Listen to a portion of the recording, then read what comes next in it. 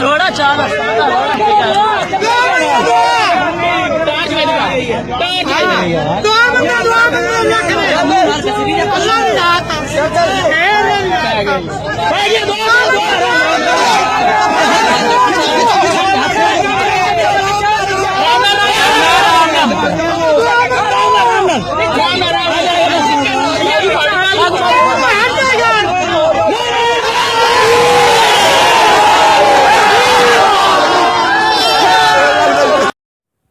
Weaver ये video आपने देखी, ये साहिवाल के एक इलाके की है जो ट्यूबवेल का बोर कर रहे थे तो उसमें एक छोटा सा बच्चा गिर गया।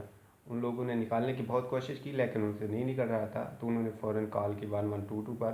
तो फ़ौरन हमारे जवान वहाँ पर आए, तो उन्होंने जिस तरह से इस बच्चे को निकाला आपने वीडियो में देखा।